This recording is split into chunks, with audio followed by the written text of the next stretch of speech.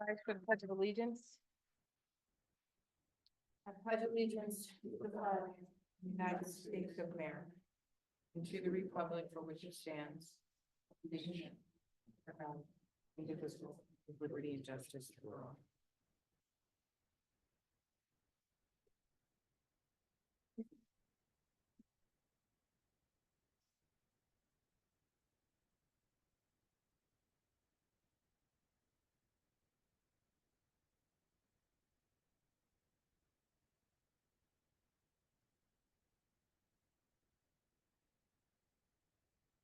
Welcome everyone to the Lower Gwinnett Township Board of Supervisors regular public meeting for Tuesday, May 27th, 2025.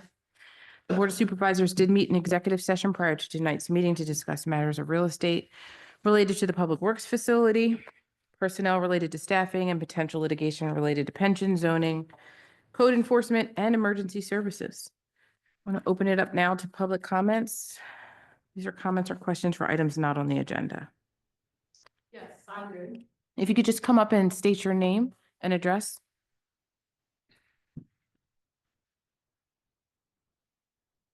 Mic is on. My name is Maggie Fillinger. I live at 1020 Tintern Drive, the Reserve at Trevin. And Lisa Donahue also lives at the Reserve. We're here about an issue of a homeless man who is living behind the giant parking lot. There's a row of trees up at the very top between the two trails. And he's been living there for some time. I have called the police. The police came out in April. He actually had a tent set up, and it also looked like he was burning some type of stuff over one of the grates. I walk the trails every single day with two dogs, a woman by herself. So some of my concerns about this are, does the township have an ordinance for homeless individuals? Could you say, Do you have an ordinance regarding homeless individuals in the township? I don't know if I'm going to turn it over to the chief to talk about it, but you go ahead and finish and then we'll let the chief talk. Yeah, we did call the police about this issue. Okay. Okay. And the outcome was that the police said he had to take down the tent, but they couldn't chase him out of the neighborhood. That's what I was told. Anyway, he took the tent down, but he continued to live there in that area. So the ordinance and what rules and regulations cover that. Also, who owns the property where he's currently living or setting up his encampment? I don't know if it's township, public property, or if it belongs to an individual. The hill, Yes, the hill. okay, You know where the trash cans are? I know it. Yeah, and you know, there's an empty store where the kids' store used to be. Yep. And there's a path. You could see where he had made the path back into the woods. He was living there for months. He Mhm. just didn't start living there. I saw him numerous times during the winter because I walk that trail on a regular basis, nearly a daily basis.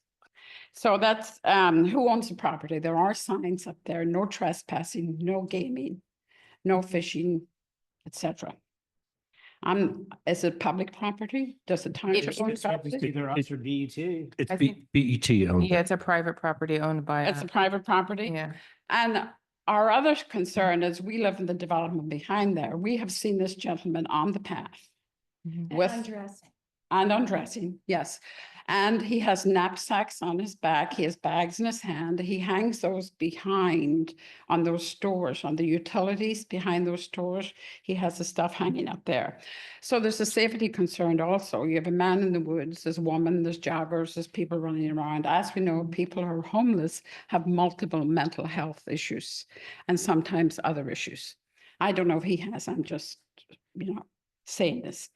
And he could be prone to unpredictable behaviors. I mean, he has never approached me, and I have walked past him on occasions, and he has never really, ventured to do anything. But there is a certain amount of fear when you have somebody and when you're by yourself. And if he's burning back there, there's the issue of a fire hazard. You can see the debris.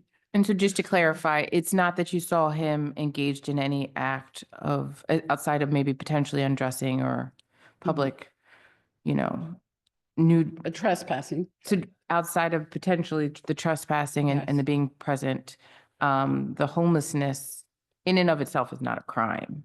Oh, I understand that. Yes. Neither is being unfortunately being mentally ill is also not a No. crime, but he didn't do anything to you or to anyone. No, Okay, so you He- just alerted the police that there is a man who appears to That's be right. unhoused, that he's was, unhoused. that was living. Lighting the fire. on the- And again, I guess it's private property, so I can't speak to whether that is legal or Well, not, but that's why we have the chief.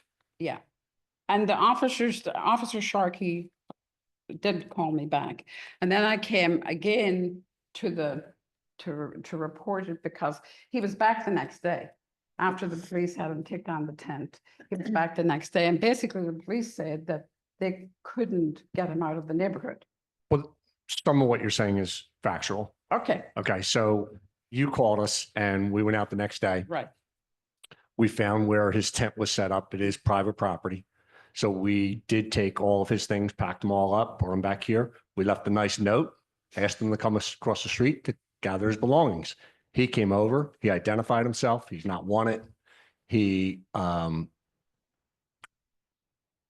I want to be careful of what all I say.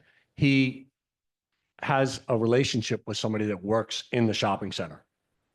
So sometimes he will sleep in the car, that person's car, and sometimes he chooses to sleep in the woods. He appears to us to be just a normal person. He did not want any help. We offered many social services. He wanted no help. He said he does not need any help. I was not aware that he's come back. Yes. We don't believe he's the one setting the fires. We think that's a group of about 3 or 4 juveniles that we have seen at More Products. We've seen several coming through the trail. Yes. That's going back to last October, November, December, when the fires were, small little campfires Yep. were being, he's telling us that's not him, and we believe him. So you believe he's back in the woods with the tent set up? No, the tent, no. I saw his stuff hanging last week on the back of the store that's currently empty. It was the Okay. child store. the Okay. Kids next to Yeah. her. I mean, off the top of my head, I think we really need a complaint from the shopping center saying they don't want him hanging their stuff on the store. We've received no complaints at all from the shopping center. He has been very like I say, we left him a note and he came right over. About 3 hours later, remember, we went over and we packed all his stuff up. Just because he was on a portion that is private property. Like Ms. Duckett said, we're limited on what we can do. Yes. Like, we're offering help. Mhm. He's saying he needs no help. I understand your concern. He is not a threat as far as we are concerned. Okay, If you do see, feel free to call again. If you see, yeah. and I'll send guys over there tomorrow and we'll look for them. We'll talk to them and let them know our concerns. And we're not going to threaten them. We're not going to arrest them or anything like that, but just remind him to just be careful that it is an environment that sometimes people feel threatened if you surprise somebody coming out of the woods. Yeah, and Or that's what he- changing, Yeah. Or changing and so forth. Changing out in the Do- open. Do we know if the owners of the shopping center know about this? They probably don't. You think they do? Okay. How do Well, how do we know? We don't know. I could find out. They Or would, can you? I'll find out. presumably they'd call I mean, the police his, if they didn't. his partner works in, I know him. So I can find out if the shopping center is Okay, concerned I about it. think it's probably worth trying to find that out. And Yeah, I thought it was resolved. I thought it But was just to over. be clear, it is not illegal to be unhoused. Correct. So there are many people within all areas of all communities unhoused, like to not have, no. I think you do have to Yeah. have clothes on. No, I think you do have to have clothes on It's a primarily. requirement, like that people. Yeah, it's frowned upon to not be dressed. Right. Like you said, Danielle, the problem was he was actually trespassing. He was in Yeah, the so the private property trespassing portion, part is which allowed us to to go have in. contact yeah. with him. Mhm. And But if he like- was on public property, like if he was literally on our trail. we may come as a shock to some, not to others. There's 3 or 4 people a night that we know that sleep in cars, Yeah, mostly sleeping in cars. A lot of them sleep, and we actually encourage them to sleep in a shopping center under a light so they're safe. They Mhm. feel safe there. There's a couple that park over at the YMCA and they sleep there. They don't, so we're aware of them. Like I said, we're, That's the good thing. Yeah. That's all. The- And the fires and, the huffing that they're doing. yep. And- Yeah, that's not him. No, I know, Right. that's a whole other Yep. thing, but, you know, the whole Yep. fire. hit on Yep. We are starting, more patrols in the trails with our HEV. That's how we found them. So with the, the nicer weather again, we'll get back out there and you'll see more of a presence of us on the trails.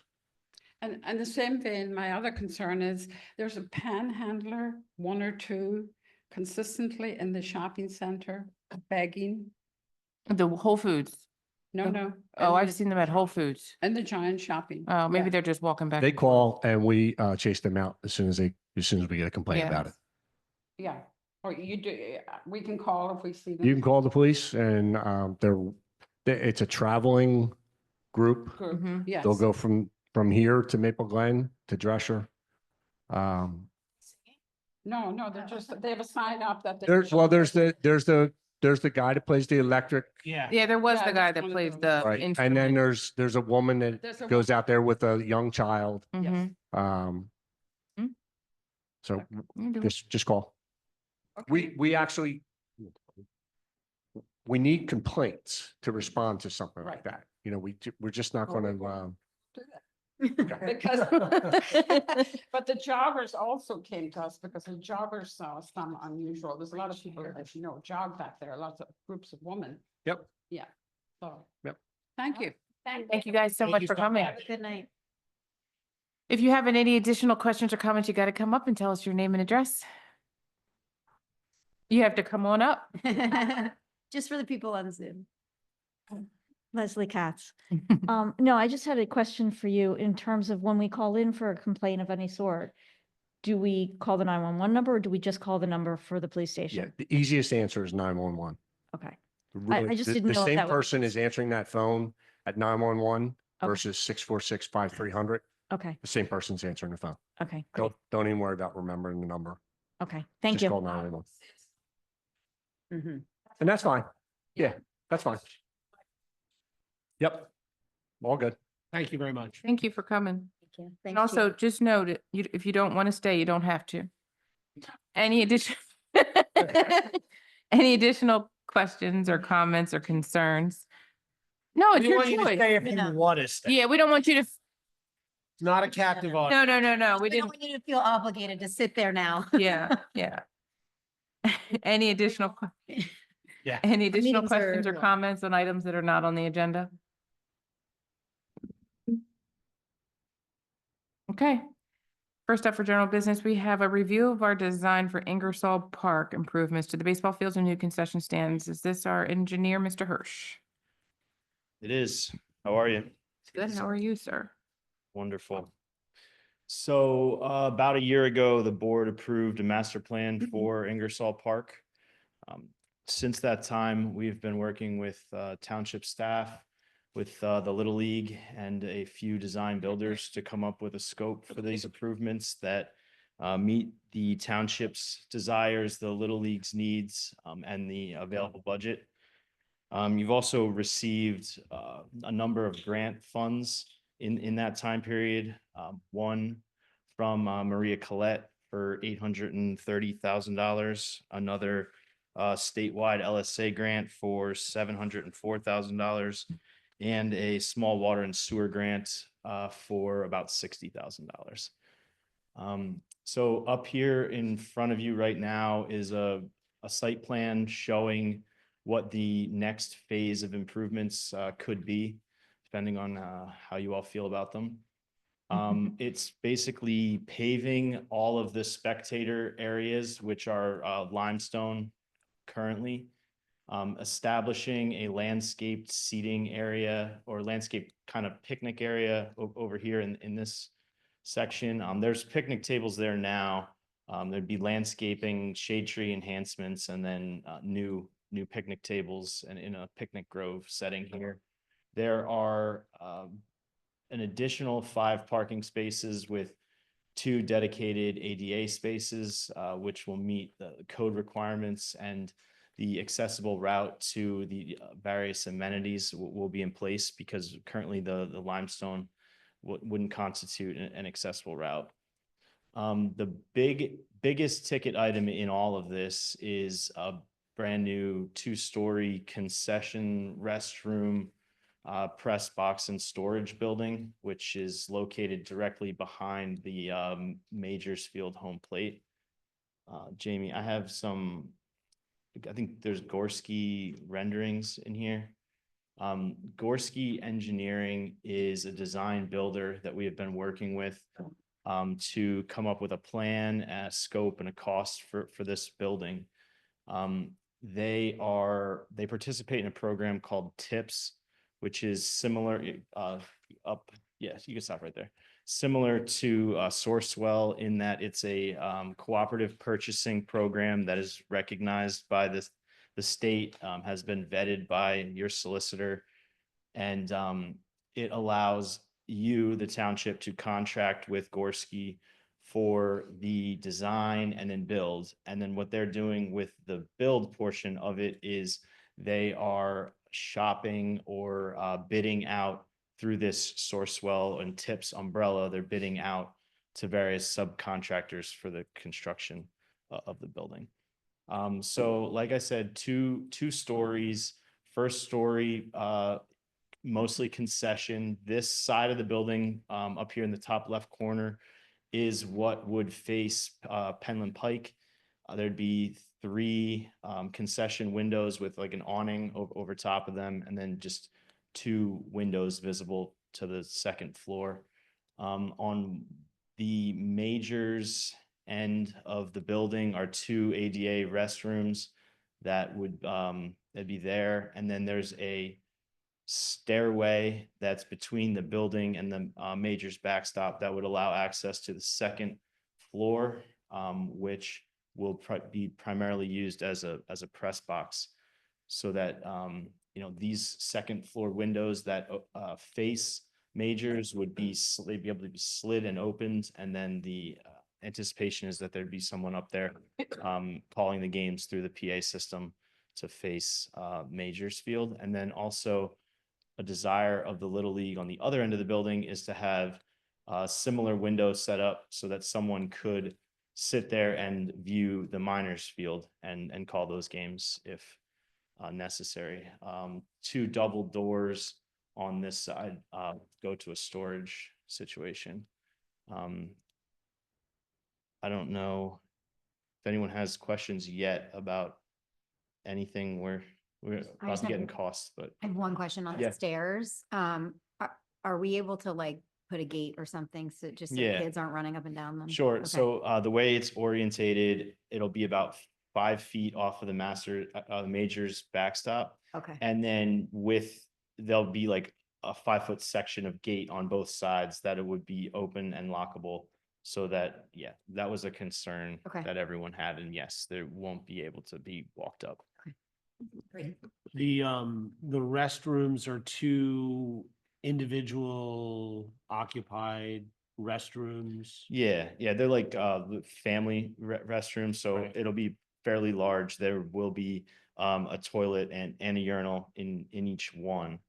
But yeah, they're Okay. family ADA. What's the restroom situation at Penland? There's 2. Same deal? No, I think that there's like multiple stalls when you go in. Right. I mean, I know we have a single porta potty now, so anything will be better. I recognize that fact. I guess this is our chance to do this. Is 2 enough? And then the porta potty has no plumbing, so you don't have to worry about a problem if something gets clogged. What happens? Like, are we responsible for that? Are you guys I mean, how's that going to work? Us. I'm thinking during a game with, I was more concerned with how we're gonna hose them down and keep them clean, but. yeah, I mean, that's sure. I have that concern too. I mean, Don't we do that at Penland, in the community? I don't know. when they play Because over there. that should be, I guess we should incorporate that as part of our agreement with the Little League at some point, right? I mean, we should include that because I think during the season, it will not be an insignificant issue or expense. Especially if there's single toilets in each one. Yeah. Okay, I can. No, that's not really. No, our no, issue. no. I'm just sort of. Jim, are Is you it- gonna is give us this- a proposal? Is this for- space big enough where you can make stalls? Is the Seems like Are you coming it's an alternate. if it's clogged? is I the think it's space what big my enough son where you can make stalls so that's actually more than one?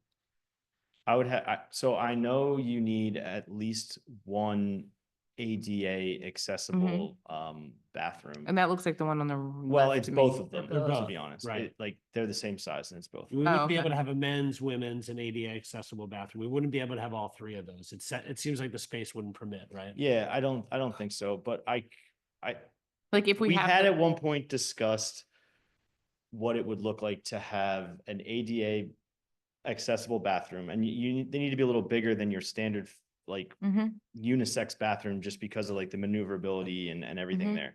So having one of those and then having two unisex bathrooms next to each other, so you would essentially get one extra. Yeah. So we don't have enough room to make an ADA compliant bathroom and then another bathroom that has 2 or 3 stalls in it.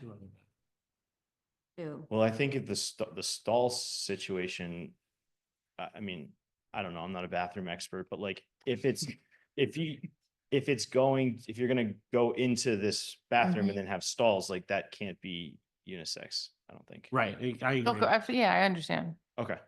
Well, what do you all In think about theory. it?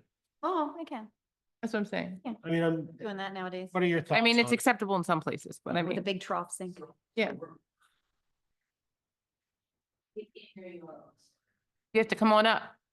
You're gonna have to be up here anyways. Come on up, Yeah. boys. Have a seat, guys. This won't be the last question you get. You can have a conversation, just don't stand. Oh, there's decent troughs. So Costco has a trough sink. No, we didn't say, So- we're not talking about so- that. We've talked about this a bunch. I think we're good with the 2 bathrooms. I mean, we have one porta potty now. It's nasty 6 days of the week. It's nice when it gets cleaned that 1 day a week. I don't think there's room to do anything else. We're trying to fit it in that little area behind Majors, and the road's not that far away. So I think we're kind of stuck from that perspective, but I think this is definitely better than anything we have right now or have had as long as I've been in the league. Do you need the storage though? I'm only saying this because we haven't had a bathroom there since I was 2. And, you know, I've gone to that baseball field since I was 2. And so if we're going to do it, maybe we would want to plan for 20, 30 years from now when maybe, you know, more people will come, you know, like we could have tournaments there. There would be the opportunity for people to not have to run home to go to the bathroom. You mean And to it get took rid of the us this storage? long, you think? it took us this long to get here. I don't know how long it'll take to do more. So I mean, that's what I'm. we have this opportunity right now. And I think in the event there was a tournament, I think we could, so we just had a The tournament porta this past weekend. We brought an extra porta potty. So I Yeah. think we. No, always I've never have- gone in the porta potties. Go home. I understand. Yeah, I don't know. I think we definitely need the storage because we have storage now. That's where we store the bases and stuff for the fields. We don't leave any of that out. We store the Mhm. lime that is used to lime, the chalk lines and everything. So we definitely need a storage area. We made that a little bigger because it's nice to actually have some space. And right now we have a little closet that everything's jammed in. So we definitely need the storage, and I don't even know if we gave that up, we could fit much more. I mean, That- something to consider, because I know you guys need the storage, is if we are going back and looking at, reconfiguring how many more restrooms we can get in. Maybe there's somewhere else, you don't have to have storage right there. I mean, Yeah. maybe there's somewhere else where we can do storage, Is like there a storage stock shed. or something? I mean, Or even like a nice little shed. They have them at Costco for $8.99.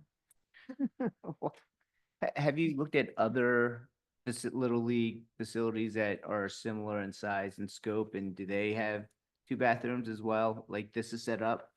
Well, I'm thinking of, like, the thing that made me think of this, honestly, is Wentz. Right? When I think about Wentz Park, they have, that pavilion with the stalls and Mhm. multiple people can use the bathroom. And that's, and I understand we're limited space. I know the space. I want to be deferential to you guys. You guys use it every day. Mhm. But I also don't want to be so short-sighted that we've come this far and we, in 5 years we'll be like, oh, man, if we only would have put, I just, Yeah, I I mean, I just don't know, know when we're gonna be able to do this. I know a couple years ago, like before the master plan and everything, there was conversation that maybe we do the snack stand kind of just as a snack stand and then do the bathrooms out in center field or Right. out in the outfield. I think that would be the only way to do it, to get more than two in with the Well, what size. about a storage facility in the outfield? I hear you, I Yeah. mean, but like, that's where the plumbing's gonna go. We're gonna need the plumbing for the snacks. Right. You're gonna get it all, Yeah. the lines come into one spot, so Yeah. it makes sense to do it there. Mhm. But the storage doesn't need any of this. I mean, it needs electricity, I guess, but, and I know you guys have put a ton of effort into this and it's taken a while. I don't wanna throw, monkey wrench into this, but I also don't wanna, I don't think. I don't want this to be not as effective as. Yeah, that's all that's why I'm bringing it up as well. Like, I'm thinking of, I've been to like almost every baseball field in this whole area, like Deer Run. And I'm thinking of out there in East Norton, Cole Manor is one of my favorite snack stands ever. I say all that to say they have good bathrooms, they're clean, and their snack stand is amazing. That's what keeps the parents there. Yeah, like the one Norton field is, they only have two, not Cole Manor, the Yeah. other one. Mm-hmm. Yeah, I understand. Look, I'd like. Because if you don't have that, then you need to have a We- place, you need stores around that have restrooms. And I think the only one that we have as closest is probably Starbucks or Penland Whole Pizza. Foods or Penland Pizza, but they have to ask them permission and Yeah. it's the whole thing. How about the little field there in Ambler? They just built a few years ago. Pickering? I'm sorry. You talk about Pickering Field? I don't remember the name of it, but it's right in Ambler. Yeah, it's Pickering. Pickering, yeah, Mhm. they just built a building Mm-hmm. recently. And Yeah, sure, come on up, join the party. I mean, the storage is. Compare your point to, well, first of all, with the porta potty, there's never really been like a wait. Right. There's not- Nobody wants to go in there. Right, Nobody wants to go in No there. one's gonna use it. But you're Yeah. No, only it there for the definitely game. gets used. Only there for one game, I think except the Jeff, Jeff's players- there all the time, but most people are just there for a game. The players have to use the porta potty. 8 to 7 all day, Yeah, and it gets used, but I want to say everyone, there's never a wait. they're brave. I don't know, and Wentz is what? 10 tennis courts, 5. Yeah, softball yeah, fields. This is. 100%. This is Listen, if too- you guys, like I said, I'll be deferential because you're on the ground. I guess my only concern is we've waited so long for this and we want it so badly that are we just sort of agreeing to something that may not fit the purpose in 3, 5, 7 years? But again, you And- guys are there every day. And I just want you to think, no offense to anyone here, but you're men. Let's think of the women. Like, Mom. it's a disgusting situation to be a part of. I mean, I would suggest considering the storage issue, because I think that's a Mm-mm. fair idea. What if we had a layout that was storage initially? And then, I mean, I think as everyone's aware, there's some storage on this site that's utilized by the Mhm. township. Yeah. Mhm. That like might not be utilized by the township forever. Maybe. Yeah. Okay, so what if we had, But there's no plumbing over there. Well, it's- Yeah, oh, well, need so it I, for I'm, storage, I'm yeah. saying. Oh, you like, mean to move the storage if over? we could, yeah, if we could do the plumbing for this building such that there would be the ability to convert that storage into an additional bathroom Mm. in the future if it was needed and there was storage available elsewhere on the site, I then like it. you Yeah. could do it. And consider also that the suggestion of maybe we don't need 2 ADA restrooms. Maybe we just need 1 ADA. Yeah, and restroom. maybe we could pick up another one on the Yeah, other have a side. third toilet on there, maybe. Yeah. Double up. A little partition. I mean, I did just go to a restaurant and it was just stalls. There are unisex Yeah, bathrooms it where was there's multiple stalls stalls in there. And then like a shared sink. Yeah. We could be super progressive. Yeah, I think, but this looks great. I mean, and if you guys know, You know, if people aren't waiting in line for the bathrooms and people are generally only there for, you know, their hour and a half. That's the, right, exactly, some people aren't, Other than Jeff. Right, other than Jeff, no one's there for 8 hours, so if they're there for 2 hours. Are there any reason that the stairs going up needs to be ADA compliant? Is that an issue? The stairs won't be ADA compliant and they don't need to be because of the size of the press box in relation to how many fields are on the site. And. What does to- that mean? They In- don't need to be because the size of the field? No, because the size of the press box, like the building code has limitations for how big something needs to be before it has to be accessible. I see. And it's smaller than that threshold. Okay.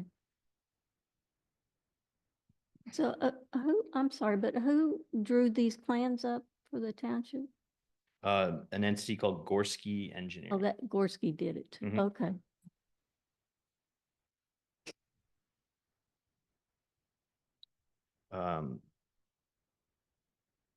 If we don't have more questions on this building, there's another, if we go back to the site plan for a second. So I don't know if anyone remembers, but the master plan had a batting cage pavilion on it, and that batting cage pavilion was Batting cage and pitcher's mound, right? essentially, yeah, bullpen and batting cage together. Well, there was also a bullpen over here in the lawn seating area, but Right. I've since talked to the Little League, and with a batting cage pavilion / bullpen, they don't need that other Okay. bullpen. So that batting cage pavilion was on the master plan in an area between where your garage is and where the McCormick House is. But that master plan also contemplated the McCormick House not being there anymore. The Little League has done a bunch of fundraising and got some quotes from an Amish pole building company to, that's literally what it's called, Amish Pole Building Lancaster LLC. Pole Barns, yeah. Okay, Lancaster Pole Barns. Stepped into that one. So now that they have the funding in place for this, there is a desire to have that as soon as possible. And there's an alignment that I put on this plan here where it remains 10 feet away from the McCormick House, which is what the building code would allow, and then can be orientated in center field here and exist while the McCormick House is still there. And then in the event the township in the future decided to do something with the McCormick House, it could still happen because it's there and there'd be space to go around it and construct or do whatever. So now what are the bleachers there? Is that what that? sort of- No, so this is a solar picnic table, I believe, and this is the bleachers. So this is where It's just like the the open top space. lot would have been, or? Well, yeah, I understand. I no, understand. it I'm just was, trying to- it was basically like It was just open field, wasn't it? And there's a and- tree. entrance plaza, and then a tot lot was in here, the batting cage pavilion was over here, and there was like landscaping and Yeah. a picnic grove that connected the two. I don't think you lose any amenities from a spatial like standpoint. It's just they'd be in slightly different locations. We just have to knock down the McCormick House to get to these other amenities at some point. But this wouldn't, and look, if we're gonna make the landscaped area where the batting cage is now, you gotta replace the batting cage. And you're just gonna put it all under a roof, open on all 4 sides. Yeah, there's a picture Yeah. of what So they my, sent me in the proposal. This my is only essentially question what it about looked this, like. it's covered in netting, right? So like if a ball's not gonna smash a window in the house. Well, you Could. need it only Well, covered in that on the one I guess you're side. kind of helping. I mean, you're protecting the house a You're little bit. blocking it a little bit, Well, but you right? just- Yeah. So the netting would be all 4 sides. There's no possible way to get a ball out. It would be all 4 sides. Yeah, all four sides, yeah. Okay. So, Okay. so it would be all four sides and four sections, so there'd be four independent cages. Oh, cool. That was part of that. And was that's the part- right size you guys Yeah, are, yeah. can live with? Okay. And would you have a bullpen there too, or just the cages? So the cages would be convertible to open Oh. everything up. and Okay. It could be used as a You can get to bullpen. 40 feet or Correct. 40, right? Yeah, I think that, so I think this is, I sent Jim a couple. I don't think this is the exact one. The one we have is a little smaller.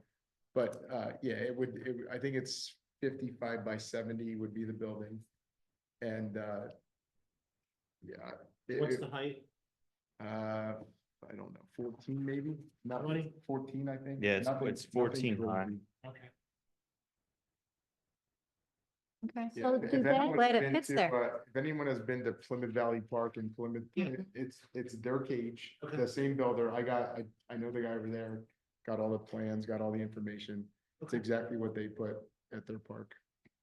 And batting cages typically have a roof like that? They do now. A lot of people are covering them to be able to use them almost all 4 seasons. Okay. Obviously, you don't want to be out there when it's freezing cold, but other than that, you can be out there when it's raining. It gives us the ability to have practices, hitting practice when it's raining. Are there lights in there? We would want to do that, yeah. Electric. Electric, you're Yeah. not talking about Yeah, lights, right. right? I mean, not lights Like a- Not night game. lights. No, not No, night there- game no. lights. I just meant like Electric. like the Yeah. inside. Electric inside. lights, Shouldn't have yes. said lights. Yeah. All right. Looks good. I think that looks good. Any additional questions or concerns from the board? So the way I put this into the cost estimates that we were talking about is essentially the Little League funding that whole situation. So like when he says lighting, like we'd like lighting underneath it, like that was part of their contribution. Okay. And we'll review the plans and you'll be involved in Mhm. that. Yeah, for sure. So when you say that, tell me what you're talking about. Of the scope we see, it's 979,600. Let's run. All right, through let's them. go. Let's start at the top. Let's run through all. Okay. So the top, all of these items, 1 through 10, are basically included in Gorski's Cool. proposal for the design and build. And they also, through that Sourcewell Tips program, have the ability to quote the site work and do the site work. So this is 979, 624, all inclusive of everything besides the batting cage. And then these few items that we have below here, 1, 2, and 3, which, or it should be 1, 2, 3, 4, township public works stuff, which is demolishing the existing concession stand and batting cage. There's a couple of smaller trees in the area where the batting cage pavilion would be removing those. We'd be buying the picnic tables off of like Co-Stars or somewhere and having Public Works Park and Rec staff put them together.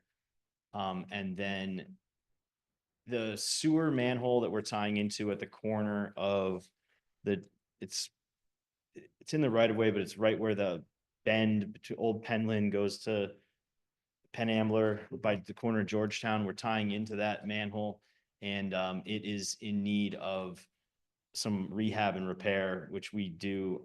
The township does on like a yearly basis for It has to be sewer done stuff. anyway. It's got to be done anyways, and you would pay for it out of your Okay. sewer fund.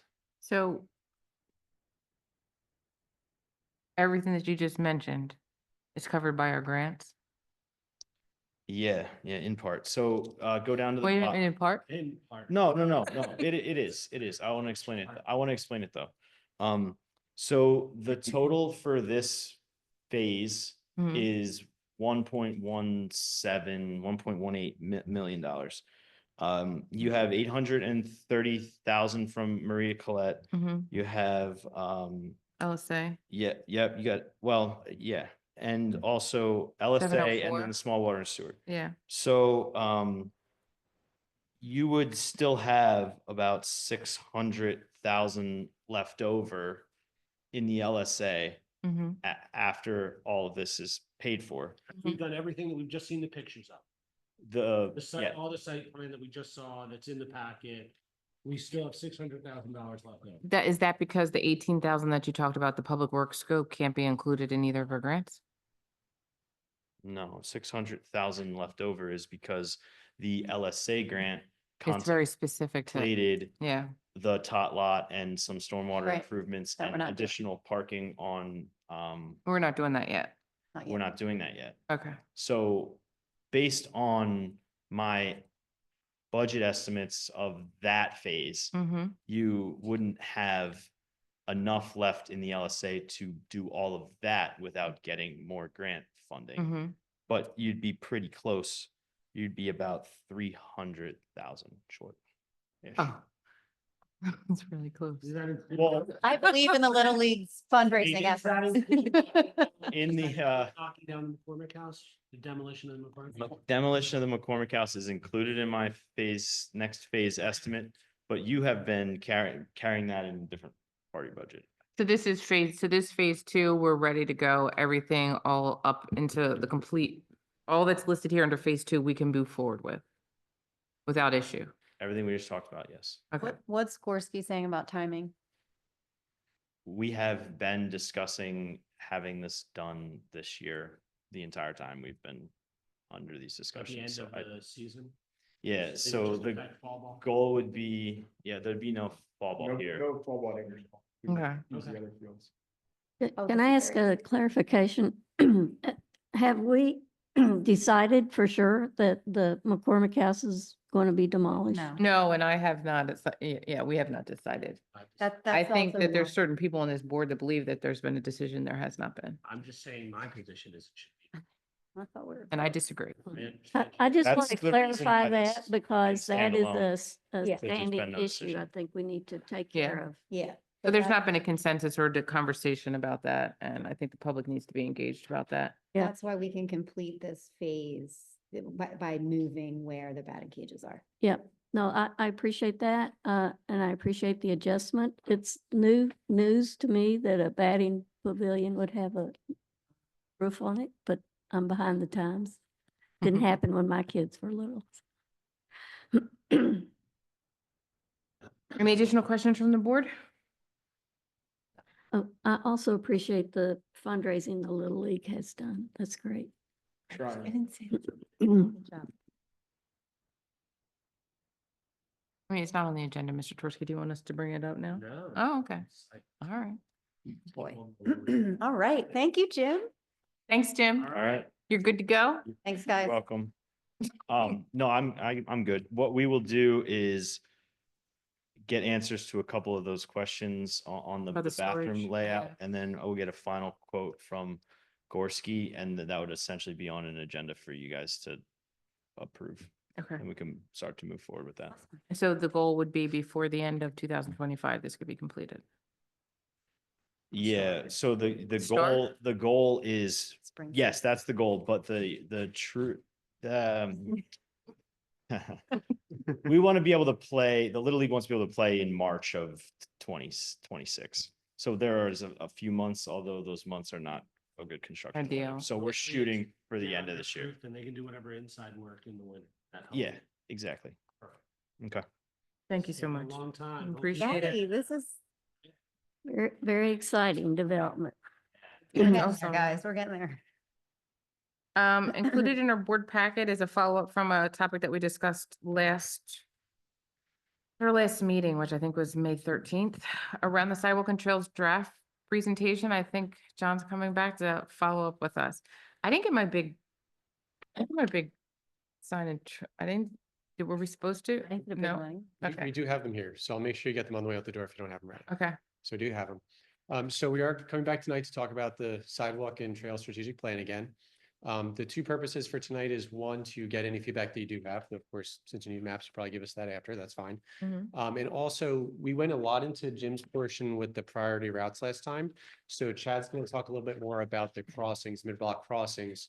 That were also identified both for what we looked at existing and what's planned for the future. Okay. So before I turn it over to Chad, the last thing I just want to point out is that this is a strategic plan. This is not a, all right, tomorrow we're going to start work after you approve this plan. This is more for as applications come before you for development projects. Yes, we need a sidewalk here. This is why. And as we look for other grants that are not Little League grants, but sidewalk related grants and trails, that we can also have a master plan to say, yes, this is where we're going with this. This is why you should give us money to do these projects. Great. So with that, Chad? And we just need to pass this plan along to the planning commission. So that when They know have the priority. applications before them, they understand.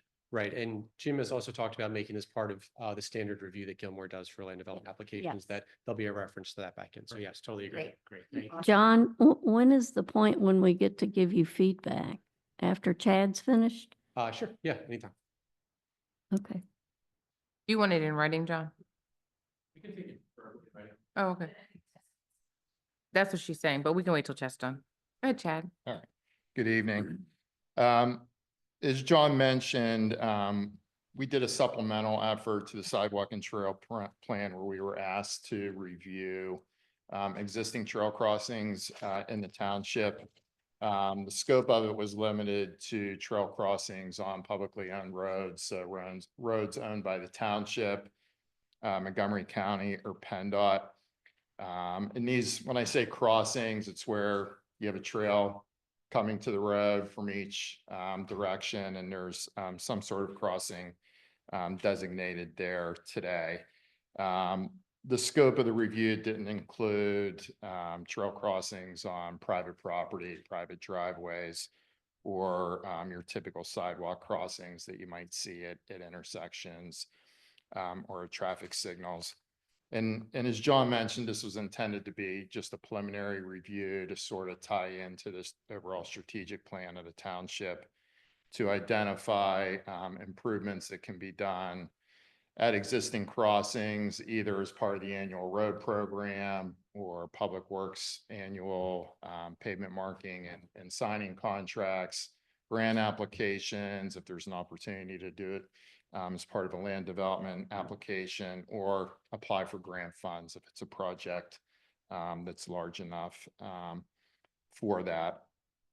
So in your board packet, there was a memo and spreadsheet that summarized the review of the existing crossings, and I'll touch on some future crossing locations as well towards the end. I'm not going to go through each one of those crossings. I'll just provide sort of a summary and some highlights, and you can certainly ask me any specific questions if you would like, or give any feedback. So as I mentioned, most of the crossings that we reviewed are on township roads. There's a few on PennDOT or county roads, and most of these crossings are in residential areas, on residential streets. And what we looked at as part of the preliminary review was basically signing pavement markings, ADA ramp facilities at the crossing for potential compliance issues, and also looked at other supplements that could be done at crossings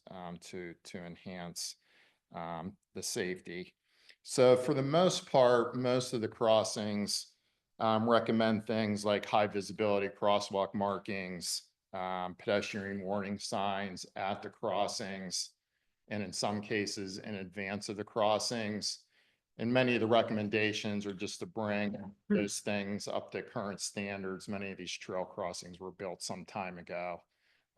So some of it's just bringing it up to current standards, and that would go for ADA facilities too. Many of these crossings were built before current ADA standards were in place. And when I say ADA compliance, having your typical curb ramps that you would see at a crossing, and typically for at least some distance, you want to have a pedestrian path approaching from each side of the crossing.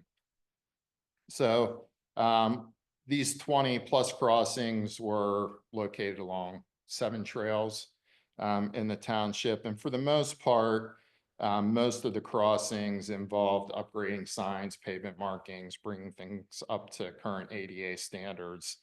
But I'll touch on a few highlights where there were some different things. that to point out. One is on the Trewellen Trail. There's several crossings that have raised pedestrian crossings, sort of utilizing a speed table as the pedestrian crossing. And typically, those are treated a little bit differently in terms of signs and pavement markings in advance and at the crossing. And we noted those in our review.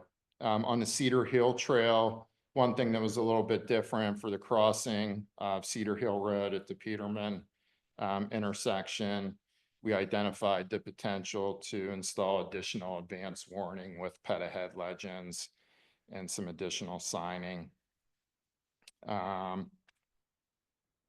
We did identify a couple of crossings that would likely entail some more significant improvements, and these were along roads owned by either Montgomery County or PennDOT. One is on Penn Ambler Road, which is owned by PennDOT at the Brights Lane intersection. There's currently actually 2 crossings at that intersection. But the Brights Lane side of it doesn't have ADA facilities or pedestrian paths leading to the crossing.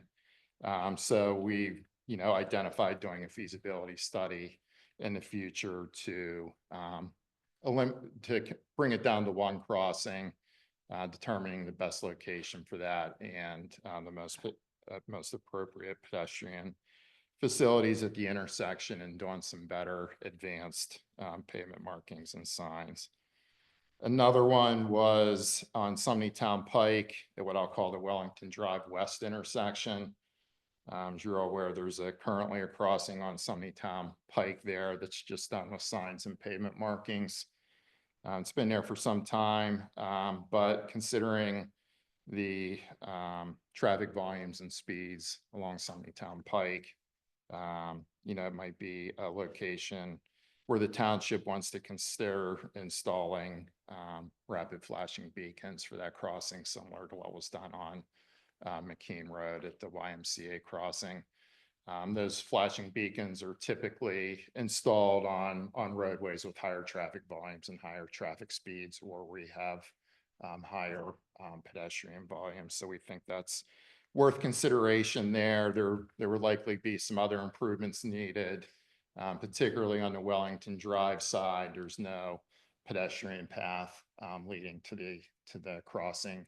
Currently, the trail on the other side of the crossing kind of sits down below the road a little bit, so it'd likely have to be raised up. So it's just not a matter of putting the flashing beacons in there. There would, be some other improvements required. And Wellington's not the light, right? That's what I was gonna say. Is this where we already just talked no, about? this is at the unsignalized intersection. I call it the Western Wellington Oh, Drive okay. intersection in Yeah. front of 1201 Yeah. Sunnington Pike It's just, property. it's a tough one. Yeah. It's a little dangerous. Yeah.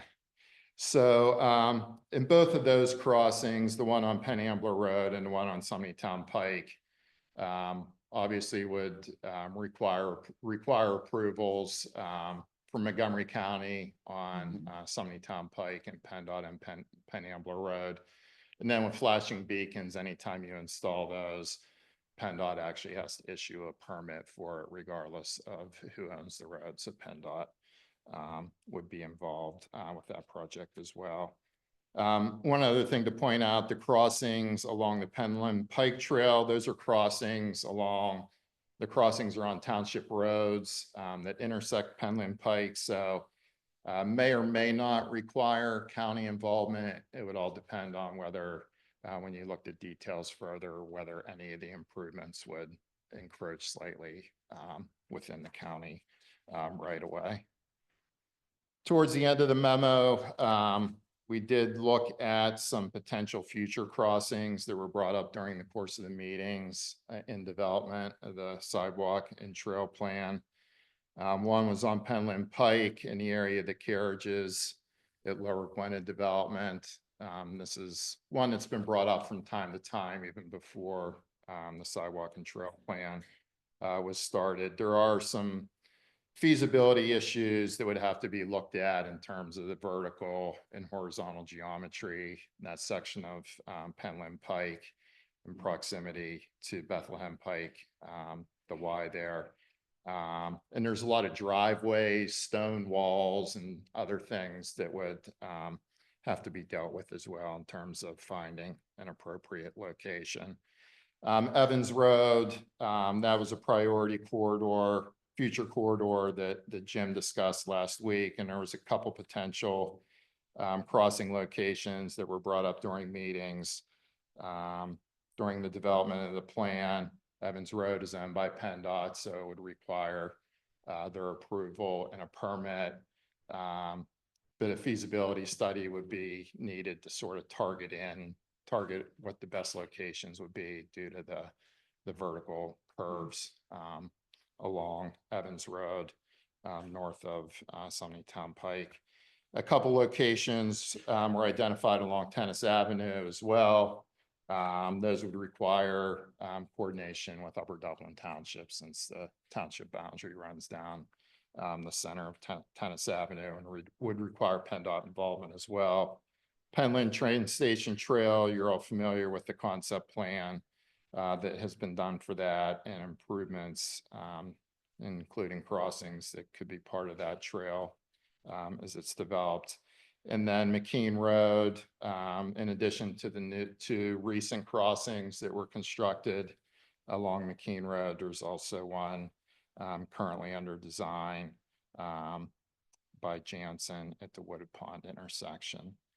And that scope of improvements is being designed right now as well. So those future crossings, again, those are just ones that were brought up during the course of the meetings. It's not meant to be the only ones that could be considered. And some of these priority corridors where we talked at the last meeting about feasibility issues in terms of which side of the road the sidewalk or trail would be on.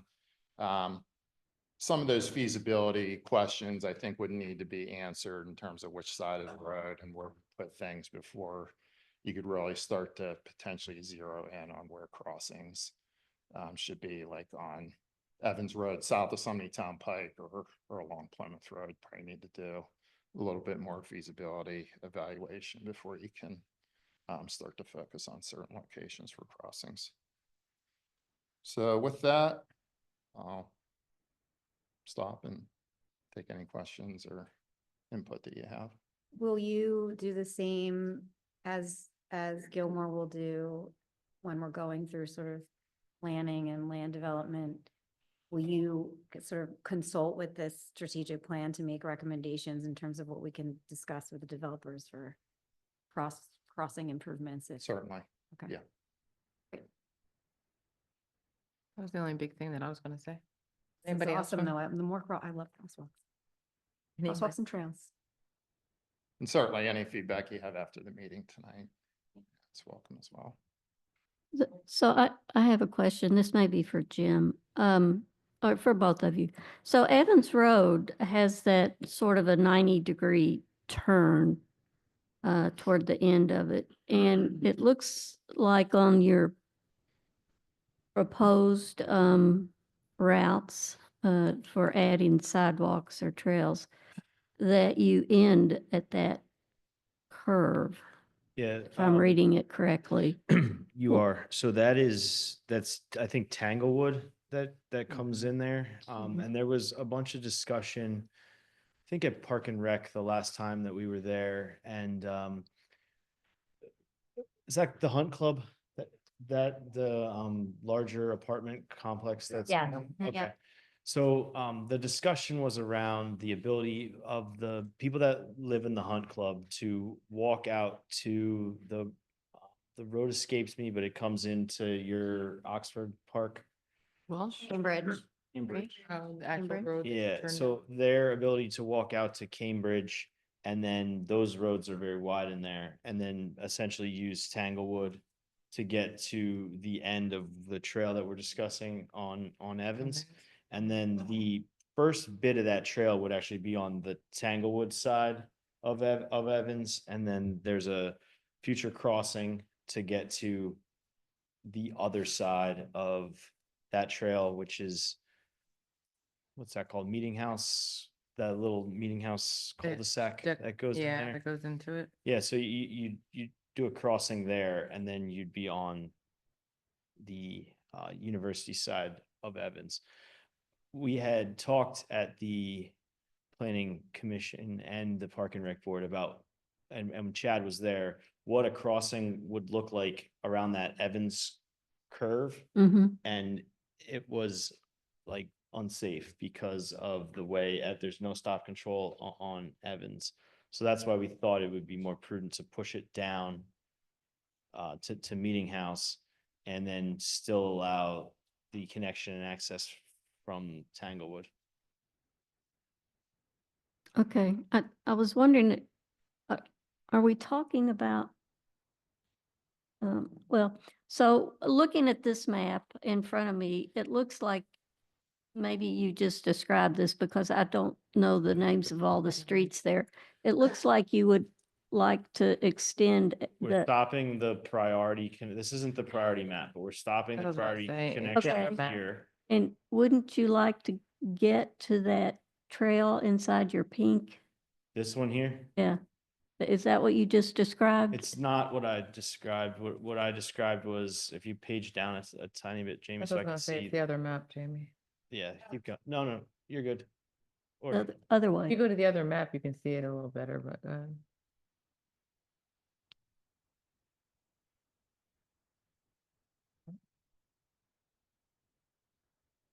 There we yeah, go. so what I described to you was the ability to walk on this street here and come around here and I then see. and get to there.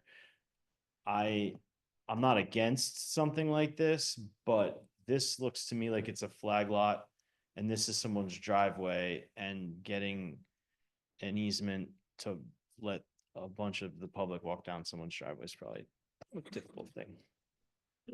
Okay. But we could always ask. Well, so TBD, how to work that out. If you scroll up to 202, let me see on my, the Plymouth Road proposal. So there's a route, yeah, number 2. So where that Plymouth Road runs into 202, I think there is a shoulder that you could connect number 2 to the William Penn Inn, and there is a bus stop there.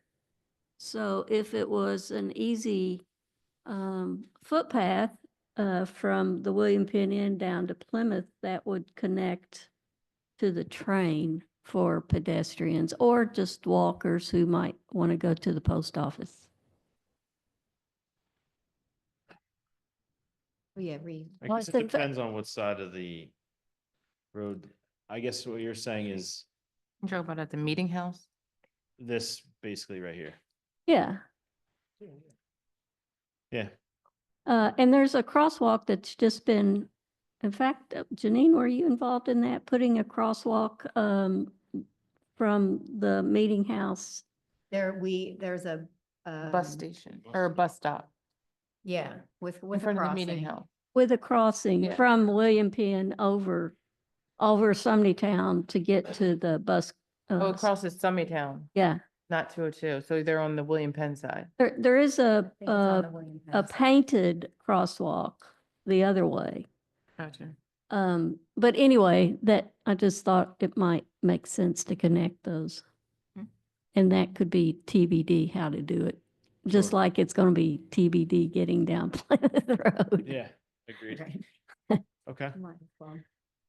Hi, I don't know how to ask if we can ask a question online. Sorry, my name is Oh. Angela Ferrioli. Can you hear me? It's probably in the heavens. Yeah. My name is Angela Ferrioli. We live at 816 Plymouth Road.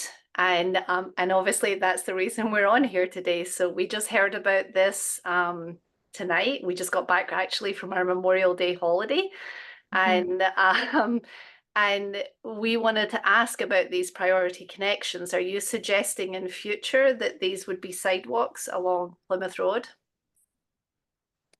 Yes, sidewalks or trails, one of the two. And those would be provided by Lower Gwinnett Township, Yes, in theory. in theory. And do you know which side of the road that those would be on?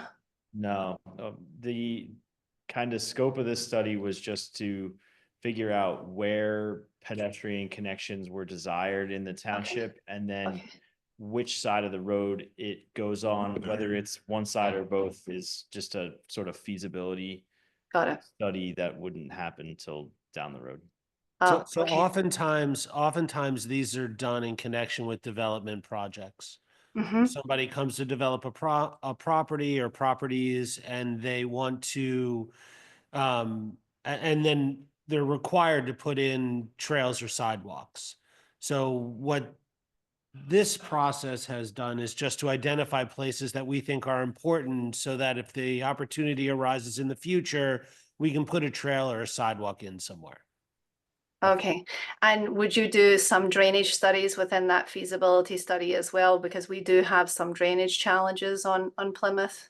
There's only drains on one side of the road, so we just wanted to understand if that was something that would be part of that feasibility study. Yeah, absolutely. Okay. Once a segment of trail, it is kind of, these are priorities and desires, and then if the township has available funding and wants to target a certain section, then that's when the more detailed studies come into play. Okay, wonderful. And so we would understand further details in other subsequent meetings. Is that correct? Yeah, absolutely. And if the trail or sidewalk was going along the front of your property, there would be discussions about what does the right of way look like, and is there additional right of way that needs to be acquired, and you would be certainly subject to all of those discussions. Okay, wonderful. Thank you so much. We really appreciate your help. Thank you. No problem. thank Thanks Right- for coming. Just a question right behind you. Right behind Yeah. you. Hi, Ree Monahan, 920 Plymouth Road. And thank you to the last caller. I live, of course, obviously on Plymouth Road. And one of my big questions was whether or not residents had been surveyed prior to this plan development, strategic plan development, for questions as far as drainage, frontage. I know Plymouth Road is very unsafe. It's heavily trafficked. To your point, Tessie, there is no per se shoulder on the road. There are a lot of drain ditches and driveways right there. So to have trails on someone's yard, you really have to move well beyond all of that all the utilities. There's also your water line, your sewer lines. So my understanding is that this was developed without residential input initially.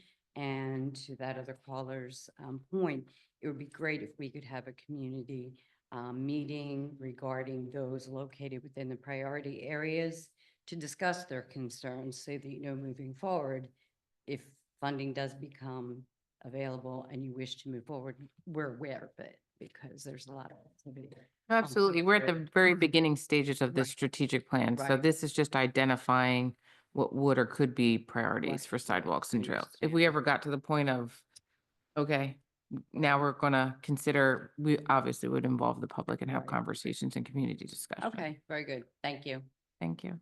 Thanks, Ree, for that input. So I think one, I was one advocating for the ability to walk down Plymouth Road. And Jim has already pointed out to me how difficult getting the easements might be. But I think if we're going to, in our long-range thinking, think about walkability of our township, we need to see what are important links that can be made between the, SEPTA stops or shopping or post office or whatever the case may be. What are important links that we'd like to connect so that people have the ability to walk instead of driving? And Plymouth Road is a great example of a road that could be walkable if there were appropriate shoulders, but it's just, as you say, a busy road. But these are ideas that need to be vetted further. Yeah, I would like to add something there. I actually walk from my home to the Wissahickon Green Trail often. And I actually have to walk on the side of the road at the moment, which is a very busy road. And so we would actually enjoy having a sidewalk and a walkable neighborhood. And these connections look phenomenal within the township. So it would be wonderful, but yes, it would be wonderful if we could be consulted so that we understand what that's going to look like. Absolutely. Thank you for that comment. Thank you. Ms. Katz, you want to come up and tell us your name and address again? Leslie Katz, 23 Catawba Court in Gwen Air. I'd like to advocate for the Gwen Air development and probably Gwinnett Hunt as well for the crossing with the lights. I'm not sure exactly what that's called, across Summit Town Pike. At the Whole Foods or the one No, down? no, further down. Down Whole further, Foods is okay. fine with the light, although Okay. not great, but people at least see the light. But there's By the Trewellen Trail? Llewellyn Trail, Okay. yes. I walk probably 3 to 4 times a week. And there have been twice, if not 3 times during the last 6 months that I've almost gotten run over. One time I was with Harry, who's 6, whatever, and they didn't see us. And I was wearing a red coat and I was halfway across the road. So it's highly dangerous. There are a lot of people in that development that walk the development. They cross the road all the time. Yeah, And I can't tell you how many times they literally don't stop. yeah. The zebra crossing is not sufficient. So I just want to put that on record to advocate for that. I would put it high on the list because there's a huge risk from a safety standpoint for the township. And that's such a popular walking Yes, area. very So And popular. it's I mean, the problem is it's a county road. I realize, So but that, I'm advocating for yeah. us to put it to the top of the list because it's huge security risk. And there's a trail right across the street. Yeah. Okay, Thank you so much. thank you. Did you have some, you can just come up and state your name and address? I am Karen Towsey, 83 Arlo Circle in Gwen Air. And this is Amy. She's 85 Arlo Circle. Again, advocating for the passage, a lot like the YMCA one from Gwen Air over to Trewellen. Waving to stop cars. And they don't stop. They just Mm. fly. Yeah. So- And they don't even slow down. And it's a problem that is an accident waiting to happen. I didn't think you guys were crossing the road there, honestly, because it's so dangerous. But I guess you are. Is there the, It's the difference between Yeah. the crossing between there and the Y is the speed limit Mm-hmm.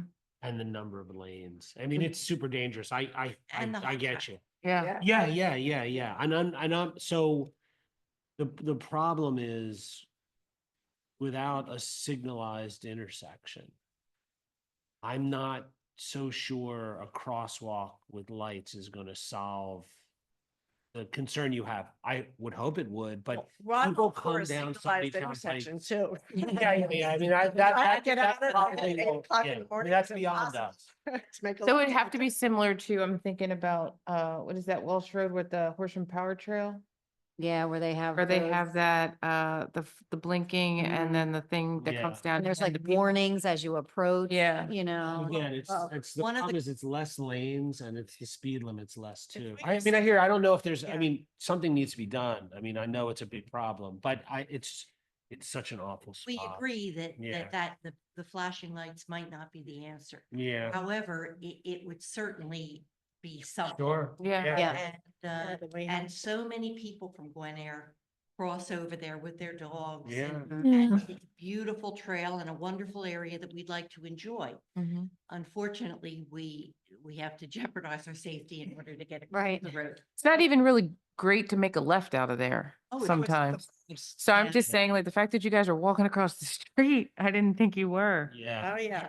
Yeah, there's a Yeah. painted So- crosswalk there now. Yeah, Okay. if we want a walkable township, which we do, Mhm. what we need to be strong advocates for county roads and state roads that lack these amenities. So, once the township, once we make up our mind to do this, we will be strong advocates and try to, work. We appreciate. Work with the other government bodies to get this done. But I think that is a really dangerous crossing there. And unless I can see far in either direction, I don't even like to pull out in my car because people go so fast. But that's the reason we have this discussion tonight. So thank you for your comments. Thank you so much. Thank you. Chad, I don't know if you can give us any insight into, could we get a signal there? I mean, I think that the problem is the speed that people are coming, I mean, to Mr. Like coming from 202 towards Bethlehem Pike, like they're going like 50. Yeah, I mean, And it's going into 2 lanes, which is the other, it's coming from 2 lanes, what is it? Northbound or westbound. westbound and eastbound, it's going into 2 lanes. Yeah. And that's the problem. Yeah, the posted speed limit's 35, but that's The posted speed limit? See, it's your fault. People are going fast. Joking. I'm sorry. I've driven with you. It's easy to hit 35, guys. It's really easy to hit. Yeah, but no, speeds are definitely, a concern there, and I thought it was 45. Are you certain it's 35? I Yeah. believe it's posted 35. It's 35. During the whole thing or It's just a 45 portion? down on the other side, like when you're heading, like when it's Norristown Road, it's 45. Okay. Once you cross over, it's 35? Or I think it's once you cross 30 over, it's As soon as you Chief, cross over, it's where's 35? 45? Because I feel like there's sections. I was just looking this morning Yeah. on Google Maps. They're in close proximity to the existing crossing. There's a 35 mile per hour. So Really? yeah. Oh, It's when you get to, yeah, when you get to the borough. Yeah, I know when you get to the borough. well, Downhill, it's people just. but even if we can get folks safely, like it's out of the way. So it that's doesn't what I take you say, right up to to the the trail, street? but if you come up to the light, if you can get people safely Well, I was to gonna the say light. up to, which light are you talking about? At the Whole Foods. The one at the Whole Foods. It's obviously Just not the further most direct down, route yeah. to the trail, but if you're walking for your exercise, it's just that you get a bonus quarter of a mile. You walk down. People aren't gonna do that. We need to try to find a The way. next street. If Siemens ever redeveloped, Chad, is there a possibility of moving the access way so it's across from Wellington Drive? And could that qualify for a traffic signal someday? if That's that what I ever was, came in? that's what I meant by moving it up. It could, depending on what the volumes are, coming out of Siemens. I think one of the things that would have to be looked at as part of the feasibility evaluation for any improvements that you do would be, do you keep the crossing at that location? Right. Do you move it Yeah. somewhere else to the east or west on Town Pike where, for the time being, they're not trying to cross 3 lanes like they are now, they're Yeah. only crossing 2 lanes. So maybe you run a pedestrian path for a distance along the south side of Town Pike and have them cross at a different location. And if the Siemens property driveway stays where it's at and doesn't align across from Wellington, maybe you put the crossing there, particularly if it does need to be signalized. So yeah, that's certainly a possibility that could be looked at. I think they have 2 questions from behind you, but you guys got to come up so the people online can hear you. I'm sorry. Is that they have, both communities there have tried to pass the ability to put in trails, Mm-hmm. and they have failed both times. Mm-hmm. So the problem you have is the natural place to cross is right from Wellington Drive across to the trail. And that's not even the trail entrance. That's the other thing. Mhm, It's actually on Siemens Right. property. Mhm. So if you want to actually change it where people cross, you're gonna actually have to create a trail on Wellington Drive to get people to wherever you want them to cross. I think that's what Chad was saying, right? That's what Chad was saying, creating a pedestrian trail to get them to where you want them to cross. And the other thing that I've noticed, part of the problem why people aren't stopping is also because there's cars coming behind them. And if they see you, they're not gonna stop quickly because they're gonna get hit from behind. Yeah. So that's the other problem that's happening right now. Thank you. I think Speed you bumps. want to just come up? On Sunday Town. Harry Hellerman, 100 Coventry Lane. I just want to agree with all the previous comments about that. And on Parks and Rec, I've advocated for a flashing light. And what I have found is the flashing light at the Y is effective. It is. And I've crossed there when people are going into the Johnson, wherever it is. Mhm. It is effective and it gets people's attention more. I mean, standing at Town Pike and waiting for traffic, I've had police cars go by, school buses go by. Yeah. Yeah. It's a hard spot. Yeah, I just and think it's there's not more because the line is- traffic. Yeah, I just think there's It's more not traffic because the on line of Sumney sight. Town. Yeah, It's a no, straight shot. Mhm. yeah, So, there's just more traffic on Sumney Town Pike. right, but that doesn't mean No, you're right. they You're- should be stopping for crosswalks. Yeah. we have to try to find a solution. Yeah. All right. I That's think what it I says. mean, lights would be better, are better than no lights, for sure, because people will. Yeah. Yellow Thank you. lights flash, you are Yeah. supposed to slow down, you know? You can come on up, man. Just advocating again for a traffic light. You know, you're coming down from Gwynedd Mercy and there's kids up there. I just think it's something that really needs to be put there. All right. Understand. Thank you. Thank you, ma'am. Okay. Well, thank everybody for their participation. I don't know if there are additional comments or concerns from anyone online or from the board. What is our path forward with these plans now?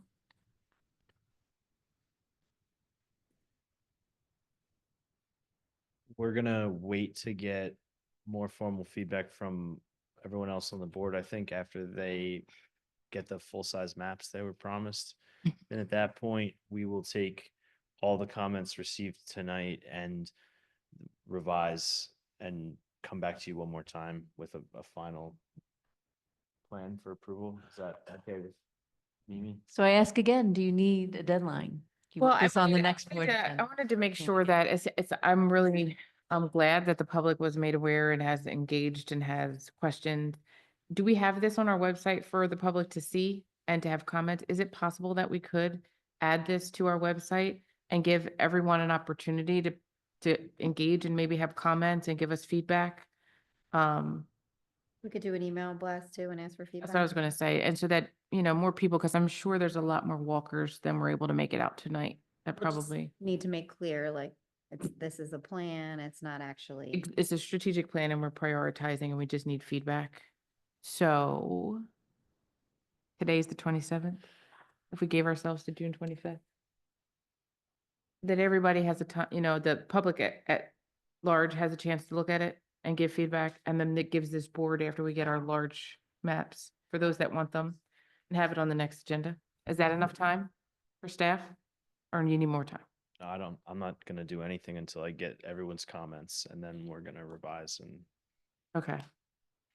I would suggest if we're going to do that, I mean, we can encourage the public to email those comments in so we can be incorporating them. But I think there's going to be people who may want to come to a meeting if we're doing that. So I would suggest we put that on the June On the 24th June 24th agenda. agenda. Yeah. That way we'll make, if the board can get us comments before then, that would be great. Because we could be showing the royal way, I'm not going to do any of this. The engineers can have a revised Okay. plan too that people could be commenting. Okay. Are we all good with that? Is that okay for next steps? So board, give us 3 days after we get our big maps, 5 days after we get our big maps. I already have mine. You had to come into the township and ask Mimi for it. I'm going home with mine. Going home with mine. Okay. Everybody's good? Thank you guys so much. Thank you. Really appreciate it. Yeah, Thank this you, is John, very for- exciting. And thank you, Sandy and John, for all the, the work that you've done. I know that we thanked you last time, Yeah, but I Parks really and Rec appreciate it. and- Yeah, And Parks and Rec, all the people. all the people. Okay. Next up, we have the consideration to advertise, to authorize the advertisement of a bid for a residential trash and recycling collection. We have included in a board packet a memo. I think it's from I'm trying to, hold on. Jamie, and it outlines the bid proposal, and I think that there's four specific additions. One is the option to have an additional trash can.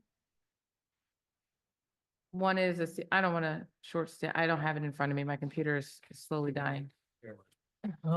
I'm sorry, added alternatives included the standard trash service once per week with the option of having a second trash can.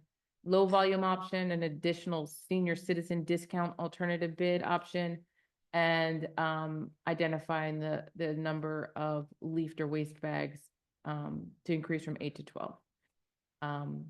Anybody have any questions or comments from the board? I don't have any questions on that, but I don't know if this is the right time to bring this up, but just to put it out there, on the EAC, the commission talked about putting a sign on the recycling cans to give some brief information about what should go in the recycling bin, and also maybe a QR code to take people to a website that helps describe what's can be recycled. So if something like that could, I don't know if it can go into the RFA or the bid, but that's something that would be a good thing for the township.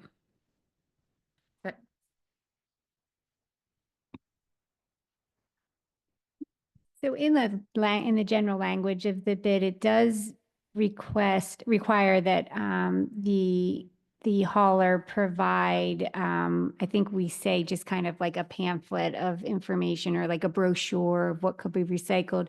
We could modify that language or make suggestions like like you're saying, like a sticker, magnet, a QR code, Right. something like It's that. something that's Mhm. physically, so that when you get ready to put that dirty diaper or some inappropriate thing in the recycling bin, you see that little sign on there Yeah. that says, do not put that in here.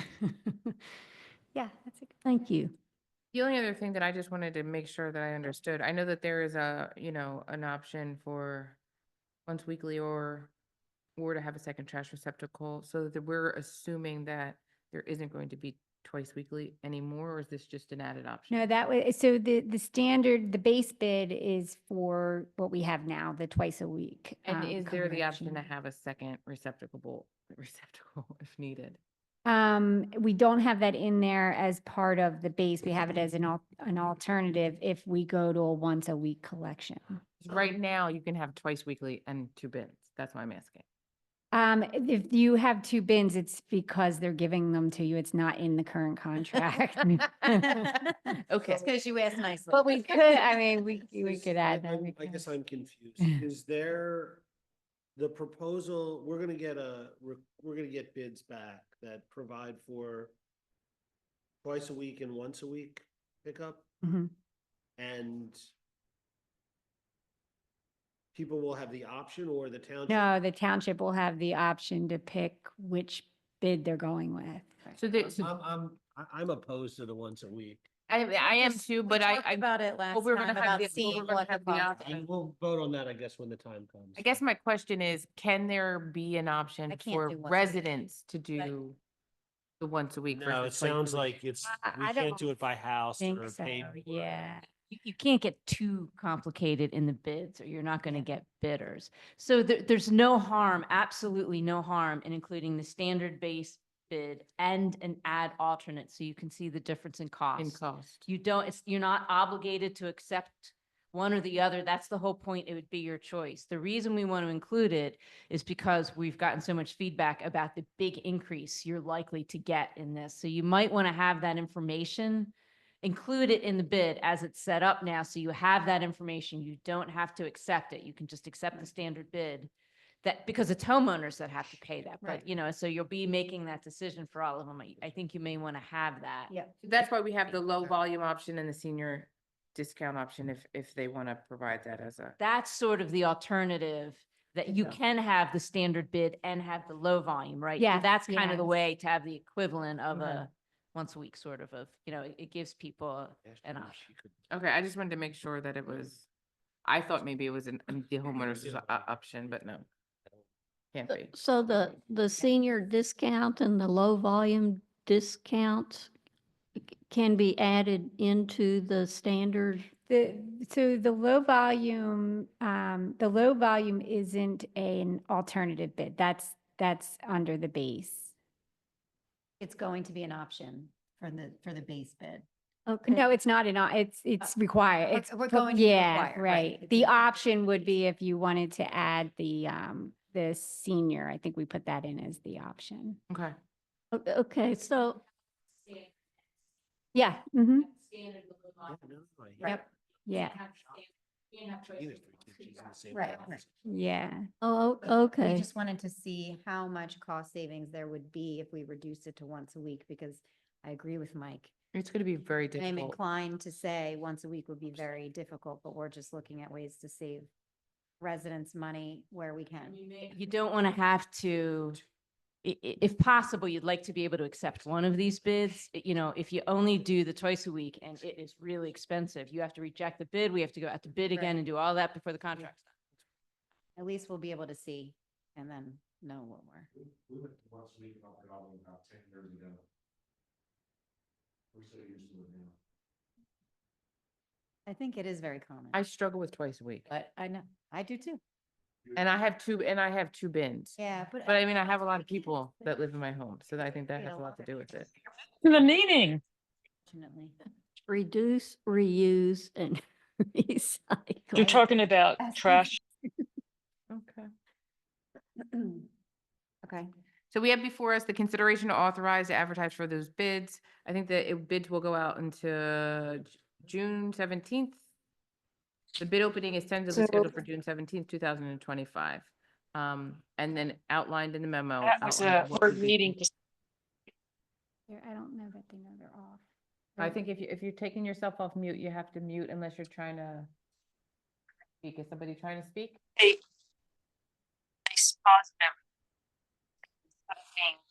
Are you able to? Okay, thank you. Are there any questions from the board? Any questions from the public? Seeing none, I'd like to make a motion to authorize the advertisement for bid for residential trash and recycling collection. Is there a second? Second. All those in favor? Aye.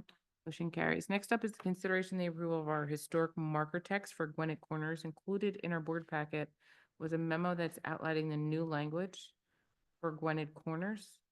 Let me just get to it. And this is from our township manager. This is just, we tabled it last time because there was, Questions? they about- wanted to do some additional research. And they tweaked the language a little bit in terms of the William Penn Inn and, Historic facts. yep. Are there any questions from the board? Any questions from the public? Seeing none, I'd like to make a motion to approve the historic marker context for Gwinnett Corners. Is there a second? Second. All those in favor? Aye. Motion carries. Next up is the consideration of the authorization to issue an RFP for building inspection services. Included in our board packet was a memo from our township manager. You want to give any context to this, Mimi? Jamie? Oh, it said, oh, I see. This is just to authorize staff to prepare a RFP for our building inspection and plan review services. So we're going to work in the next couple weeks here to put that language together. So it'll be back before the board for approval for this, whoever we narrow down the selection to. I'm sorry, I didn't mean to put you on the spot. That's okay. So it's a consideration, the authorization of the RFP for building inspection services. Are there any questions from the board? Any questions from the public? Seeing none, I'd like to make a motion to authorize the issuance of an RFP for building inspection services. Is there a second? Second. All those in favor? Aye. Motion carries. Next up is the consideration of our annual milling and road paving program. Included in the board packet is a letter from our engineers indicating that they received 8 bids submitted for the above referenced project. And included in the board packet is, I believe, all 8. First is the concrete curbing for Delaware, and the recommendation is Delaware Environmental Construction. Do you want to speak to it in any capacity, Jim?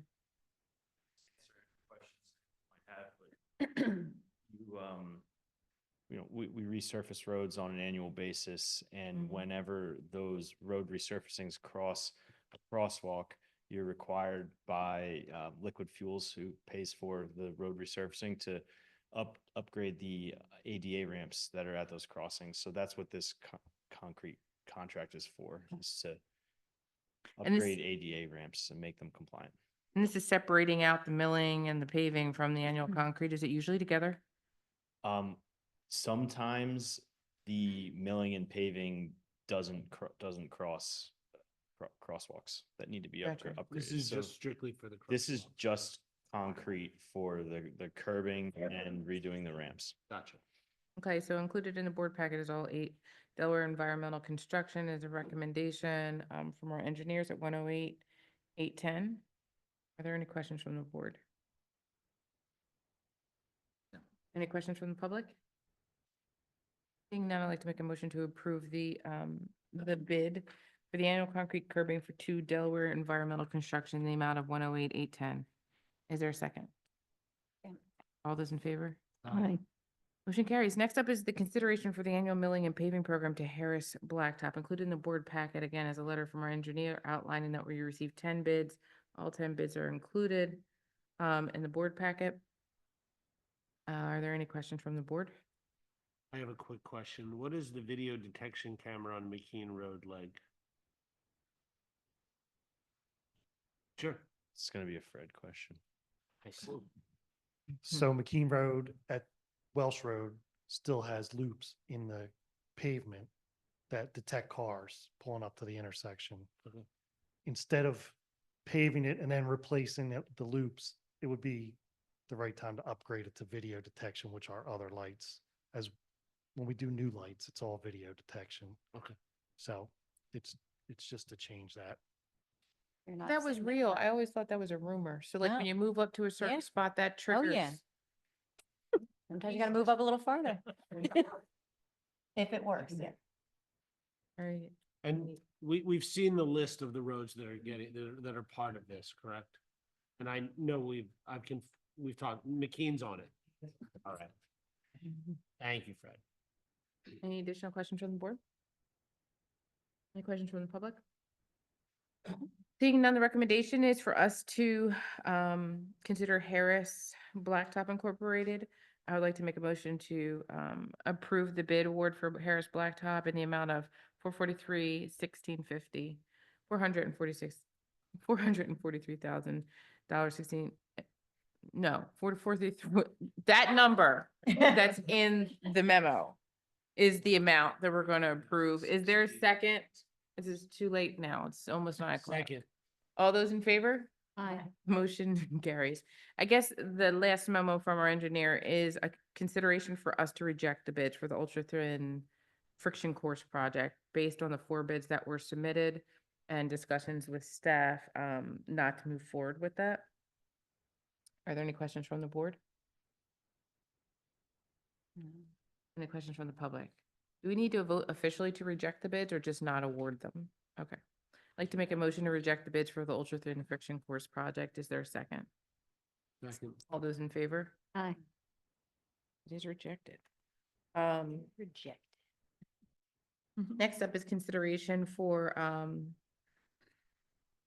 the consideration for property acquisition, and this is to authorize our township manager and finance director to release the agreed upon estimated just compensation at the appropriate time as directed to our solicitor related to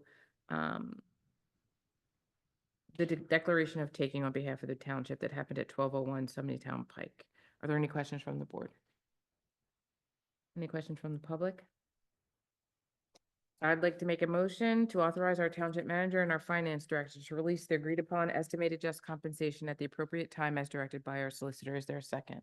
Second. All those in favor? Aye. Motion carries. Next up is the consideration of a contract to complete the police study for staffing and efficiency.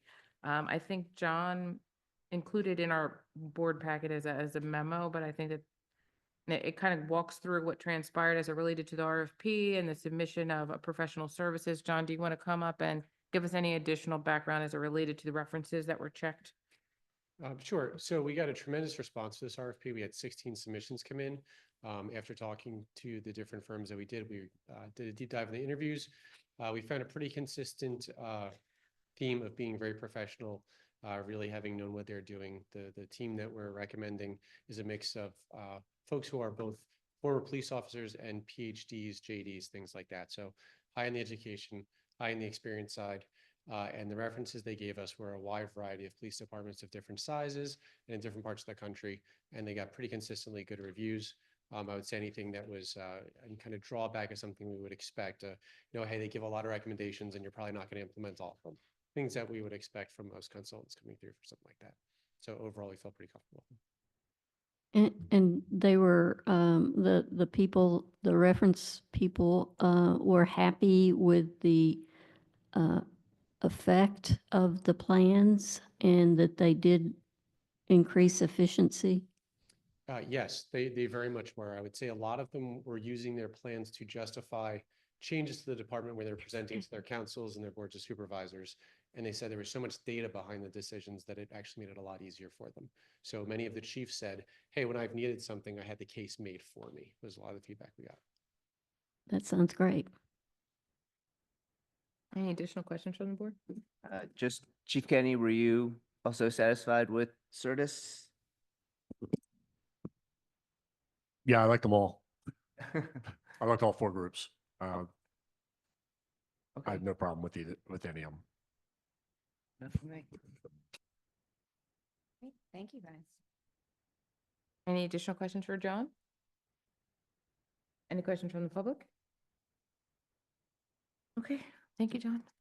So seeing that there's no more questions, we have the consideration to approve the professional service agreement with Certus Public Safety Solutions LLC to complete the police department staffing and efficiency study.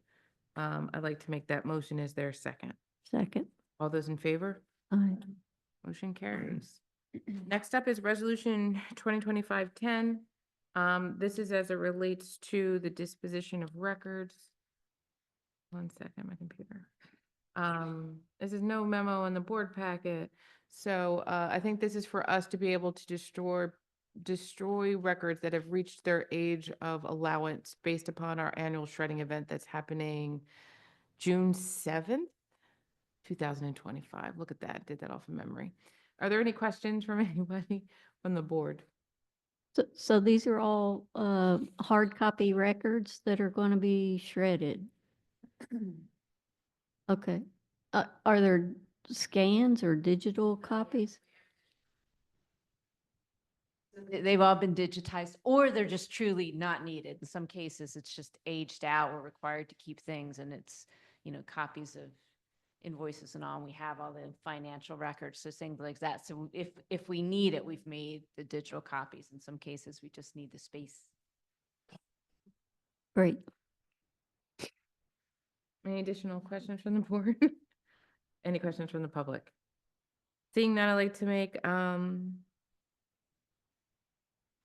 to make a motion to approve the disposition of records as a resolution 2025-10. Is there a second?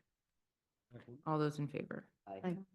Motion carries. Included in our board packet is our financial report for April of 2025. Are there any questions from our board to our finance director? No? No questions, no comments, nothing? Okay. Thank you. Any questions or comments from the public? Seeing none, thank you so much. Next up is the consideration of our invoice report for May 27th, 2025. Are there any questions or comments from the board?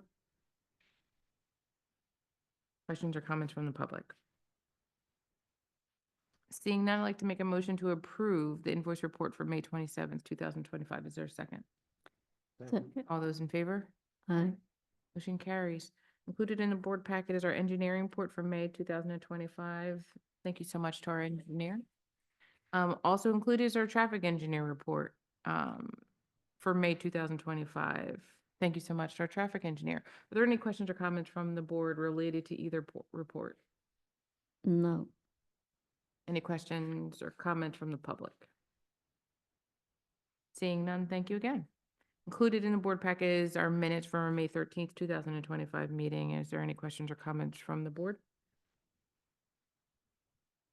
Seeing none, any questions or comments from the public? like to make a motion to approve the minutes for May 13th, 2025. Is there a second? Second. All those in favor? Motion carries. Supervisor liaison reports. I don't think that there are any. Yes, I didn't think there was any. So staff updates. Just real quick, if you'll see on the police department website, starting June 5th, Paul Miller's law becomes effective where motorists driving a vehicle cannot have any handheld devices in their hand, even at a stoplight. At no time can you be behind the wheel of a car with a telephone, with a cell phone in your hand. I did see that if you pull off to the shoulder and park your car, You have to be in park. So if you're at a stoplight and put your car in park. Nope. I don't think it counts. You're still in the lane of travel. Don't fight me, Danielle. I'm just saying, this is wild. Wow. The only exception is if you were dialing 911. So it needs to happen. I think the data is in 2023, 12,000 accidents in Pennsylvania due to somebody being on their distracted by a cell phone. Is this, I mean, are we? So for the first year, we don't want to advertise this too heavily, but for the first year, it is still a primary offense, so you can be pulled over, and it's a written warning For the first year. for the first year. Starting 2026, June 5th, it'll be a $50 summary offense? fine. Summary offense citation. How many summaries equate to points? I'm sorry. I'm sorry. Never mind. And no, it is a very valuable law. I just feel like when my car is stopped, I should be allowed to do what I want with my hands. There's an exception to the law. The only exception is 911. No, I know. Danielle exception? There's no exception. I've been pulled over Bluetooth. many times. There's no exception for Danielle at all. Bluetooth. Yeah, Okay. Bluetooth. Yeah, I mean, yeah. We can do it. We can do it. Yes. It'll be hard with the Google Maps, but we'll figure it out. It'd be hard. You guys are pros. Google Maps are built in. No, but I don't have a screen, not in Zach's car. I don't have a screen for that. It's from like 1930. I gotta use my phone, but I'll just get lost more. All right, just a quick update on following up from our Penland meeting. We cleaned the inlets and pipes under Township Line Road. They weren't terrible, but there was some stuff in there, so that's clean. We cleared where they discharge as concerns from the residents that were there. They had concerns with the flooding. I also spoke to the Public Works Director in Whitpain, who happens to be Michelle's husband, so that's an easy connect. So we're gonna put some stone on their side of the road there where the pipes discharge to keep it clear, keep the water flowing. And then if we need to put more stone along the edges of the road, we're gonna look at that too, to do everything we can to get the water to where it's supposed to be, the way it's supposed to work now. And then Jim has some updates on more future plans. Before you move to Jim, real quick, did you get any feedback since the recent rain? Like That's what I after was it's gonna been say. cleared and we had that one day of crazy. Like those couple days of like really strange rain that were heavy downpours. Yeah, Were they really. okay? So we didn't get any complaints from the residents there that they flooded or anything. Observation was the pipe, it was working, the water was flowing, but it was so much, Yeah. it couldn't handle what was there at that time, but that wasn't unusual. In the whole township, there was water. Something was passed about, I think that. I think she had a question. Okay. I I don't think she think may have so. had a question. So we'll keep watching when it Yeah, rains. But that's raise good to your know hand. that you didn't get a call. Why don't we, If you're online and you're trying to comment, please raise your hand or, I think she was describing what happened. yeah. okay, gotcha. Go ahead, Jim. I'm sorry. Yes, so along the same lines of the drainage in Penland, in the near term, Fred and I are gonna look at these pipes and see if there's the availability to add an additional pipe or upsize them in some way to potentially carry some more flow. At the exact location or a They would different be at location? the Oh. exact locations, just because that's where the natural drainage kind of goes in Oh. people's yards. But as part of like the broader study, we'll look at whether or not I had heard some comments about berming or other like grading issues to kind of help some people. And we will certainly take a look at them, but they need to be incorporated into the engineering study before they could be discussed or recommended. How, like, I know, I'm not trying to rush you, just so that engage people's expectations. How long does that study typically take? I would like to do the study the second half of this summer and then be discussing some findings In the fall? In the fall. Okay, that would be awesome. As long as we don't have too many more rainstorms. Joking. Sort of.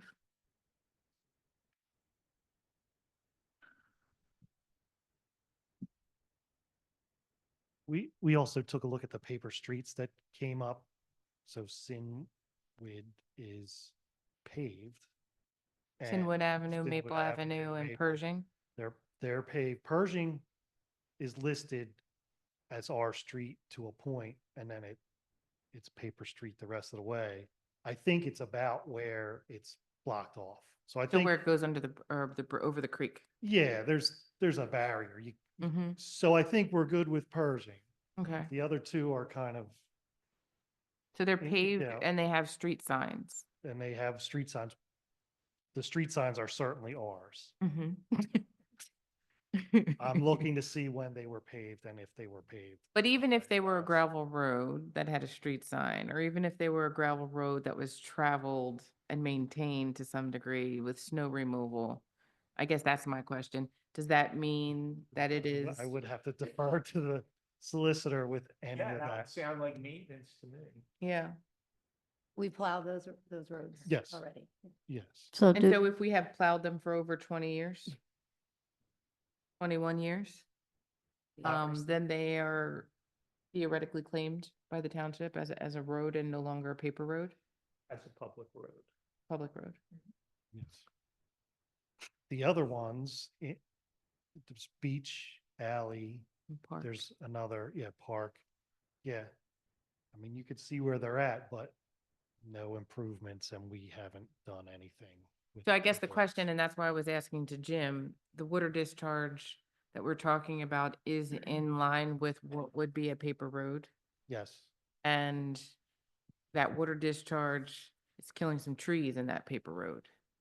And so the neighbors are concerned about where that water discharge is going, who's controlling that water discharge, and if we're gonna put another pipe there to make more water discharge right there. no, the water discharges from that side to the other side. It's supposed to be going the other way, It's running down what would be the paper street and behind the houses. crossing over and going into the creek on the other side. Another pipe would alleviate any, So we would make it so that the water still went over to the Whippane side, but if the water gets clogged up, it would back up into there. so this is the natural flow of like the properties from Willow Run Creek. Yes, that there where the paper street is, that wasn't, as far as we can tell, as far as anybody's verbal history written in our records, we didn't direct the water there. It was a natural stream. But who put square. that? I don't know what you call it. So when they built the road, they must have put the pipe in, so the water where it naturally went would still go where it's supposed to go. Do we know if we did it? I don't know if we did it. I'm sorry to grill you. people. Yeah, These are all my I don't, questions. I mean, I just it's, got here like. it's been there for a long time. Yeah. It's not a new, It's not a new pipe. So us adding another one would alleviate some of the some of the water, possible. of the water pooling and sitting. Yes, that's, That's what you gotta see. is that going to add? I guess it doesn't matter if it travels in a pipe or not, but yeah, it's not adding anything to the creek. The water is eventually going that way. Whether it goes over the street. And or whether it through goes the- over top of the street or through the pipe, it's. yeah, going to if the it goes through the pipe, it may carry less oil and dirt particles. Yes, with it. it would be beneficial to go under. through the Yeah. pipe. So in terms of the paper street, do we need to change our map or some designation about that? If it's now, okay.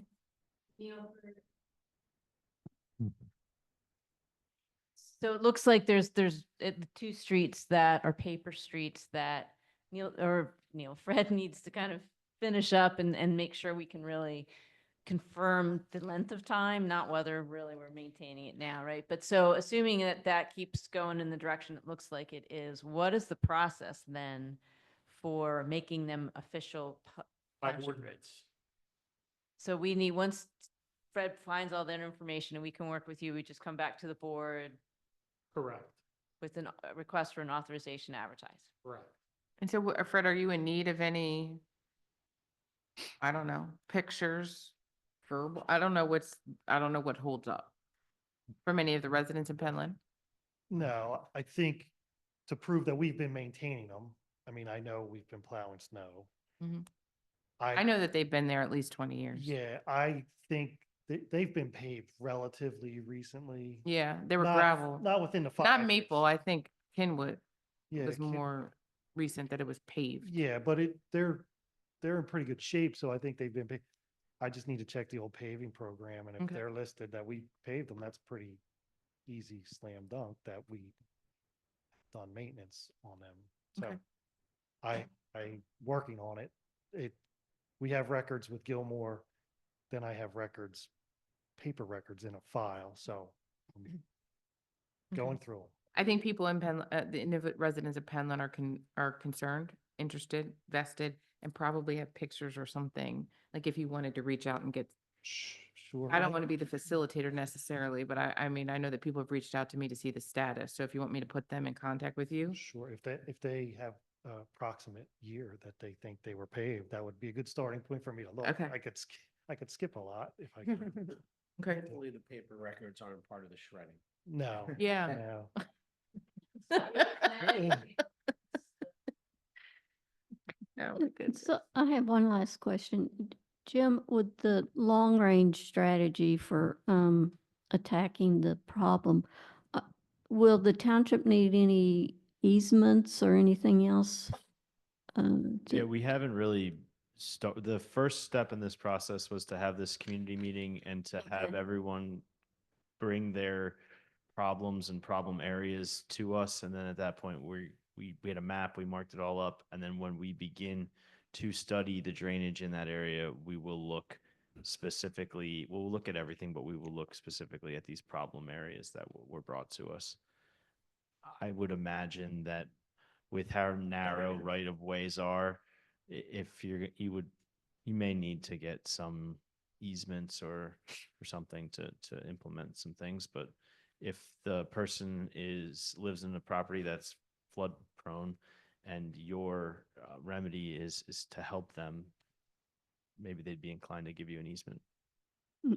Yes, that makes sense. I didn't realize you hadn't got that far yet, but I was just curious. Okay. I think anything that would remove the water from going through yards and on roads and things like that is going to help the water quality of the creek downstream. So that'll be a great thing. In addition to relieving the flooding problem, it's a good thing for the environment, I think.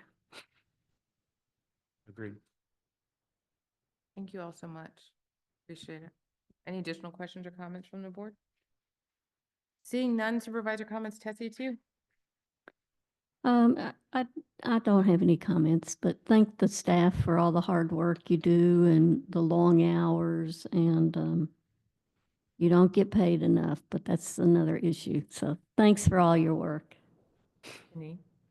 I agree with Tessie. Thank you to everybody. And the only thing that I'll add is come out tomorrow night for our concert at Penn Amber Park.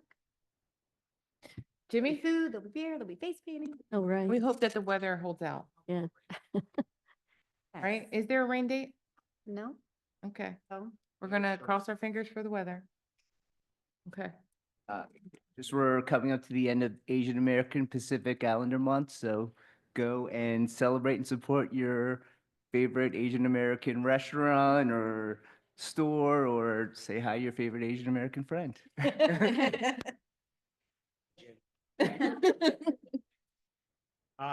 I just wanna, I'm thankful for everybody for pushing the Little League stuff forward. It's been a long time coming and, it's gonna be a real benefit to the community. Thank you.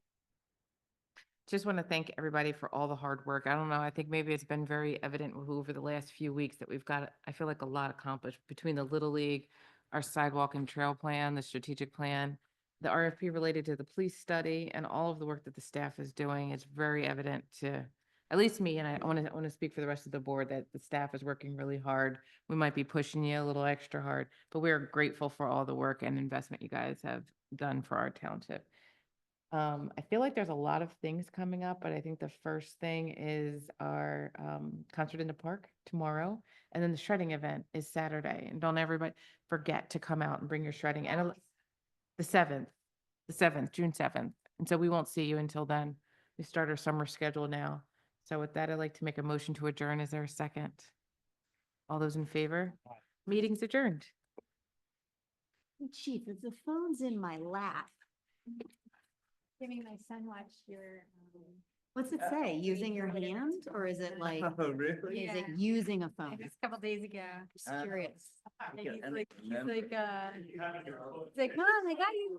guy from your work is doing this. Like, So what happens if you're using it for maps? Like you have your, I mean, I don't have one, but I'll get one of these things.